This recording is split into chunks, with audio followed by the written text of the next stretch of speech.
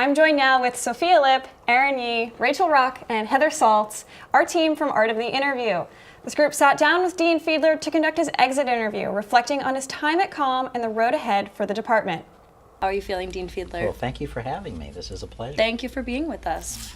When you became Dean of the College of Communications in 2008, what were your expectations for coming into this program?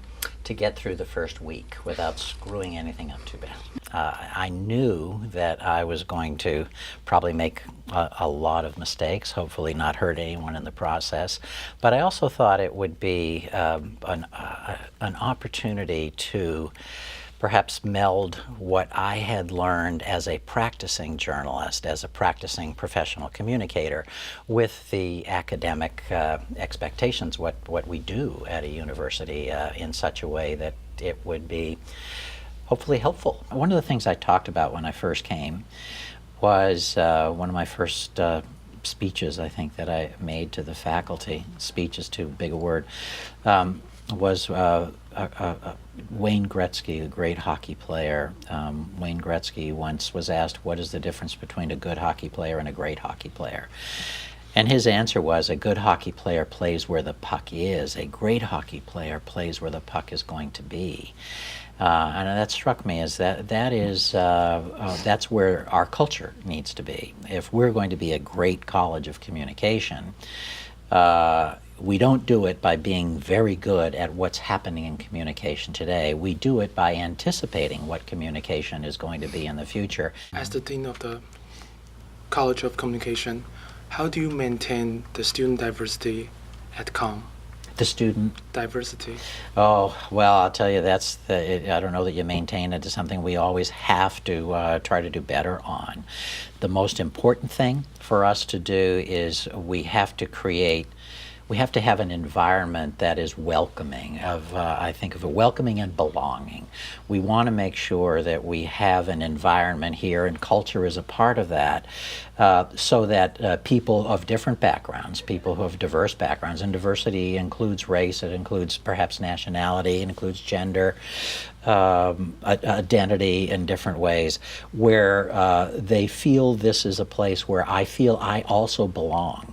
There is a long-standing tension between practitioners and academics. And we understand that was, when you stepped in, that was part of what you were here to help hold the place together. How have you managed that? I don't know that there was tension so much as perhaps a lack of appreciation for the work that each side brought. Maybe the practitioners respected the academics, I think somewhat less than the academics respected the practitioners. I think what the academics bring is an understanding of why communication is effective, how it works in a sense, how an idea goes from one person's brain into another person's brain, passing through a medium along the way, how that medium affects it. Understanding that is what scholars really look into, and the whole effect of media. That's something that a practitioner can put to use. What would you tell a young journalist starting their career? The one thing that I believe is so exciting about journalism is it's a license to ask questions.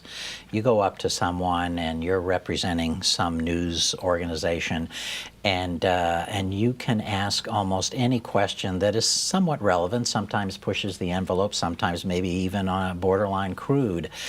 But you can do that because people expect that of journalists. That's what we do. We're looking to get answers. We gather information and we test it and we put it out there. So to have a sense of curiosity, an insatiable hunger about curiosity or about things, I think is probably the first attribute that I would always look for in a journalist. The other part about being humble, having that power, is that it is perhaps it's easy to become almost intimidating, almost bullying. If you have that ability to ask questions, you become arrogant very quickly. And I think one of the things that good journalists recognize is that humility comes along with that. Dean Fiedler, we understand that you are a very active swimmer and you go swimming in the mornings quite often. So on your last day in COM in June, if you go swimming that morning, what will you be thinking as you go up and down those lanes your last day? Oh gosh, you'll probably the salinity of the water will probably go. I'll probably be just tears, running down because I will miss the BU and the swimming side of it. There's both the excitement of going off to do something that I have never done before, and having a new experience. I'm looking forward to that. But there is also a sense of what I am going to be leaving. Part of it is swimming is a part of that. I really enjoy doing that, both the exercise of it, and there's a social aspect to it. All the people that I have come to know over all the years of showing up at the pool at 6 a.m. and going through our workouts. There's a special sort of band there that we kind of feel. So I know there is, along with the excitement of leaving, there is the sentimental side, the emotional side of leaving something that I have loved doing in so many ways, literally every day that I've been here. So if you ask what I'm going to be thinking about, it'll probably be one lap up of sentiment, one lap back of excitement, and we'll see how that goes. Dean Fiedler, thank you so much for sitting down with us today. It was great to speak with you, and I think I can say that we're all very excited to see where you will be in 2020 come All primary right. season. Yeah. I will report back to everybody. Thank you. Thank you, Dean It's been a Fiedler. real pleasure. Thank you. Real pleasure. So let's start with those of you who will be here in September. Rachel, what is one thing that you're expecting from this new dean? I think we need a person who can step in right away and continue to keep us on the leading edge of the industry. It's something that Dean Fiedler clearly thought about as he stepped into it. It's something that he has continued to push for the faculty, for the students, and it's only changing more as time moves on. And Erin, you asked about diversity in this interview. What is one way that you expect the new dean, to improve international student populations here?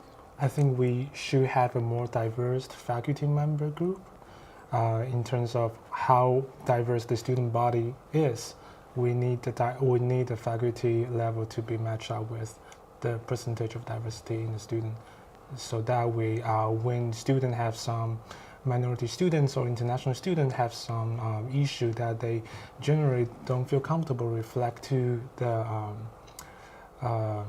regular professor, they know who they can talk to. Heather, as a graduate student, what are the ways that you hope the new dean improves opportunities for students in the graduate program? As someone who's focusing in broadcast journalism, I feel like there's some gaps in the program when it comes to studying this, and I really think that the new dean should implement more towards broadcast. And Sophia, as a soon-to-be graduate of the undergraduate department, what are the ways that you hope the new dean improves networking, horizontal networking here at the College of Communication? Yeah, so I definitely think there's a great emphasis on vertical networking. Some of your professors are your greatest allies. A lot of them are still in the industry, and I think it's great that they're willing to help us out. But, we are all entering this industry together and having allies and peers, people who are going through it all together, entering the same jobs, applying for the same jobs. It's really important that we do continue to foster a sense of collaboration amongst us as peers. I do think it can be competitive at times, which is great as you're learning, but once we leave COM, we're in this together as BU alumni. All right, well, thank you all so much for your hard work, and I wish you all the best in your future endeavors. Thank you.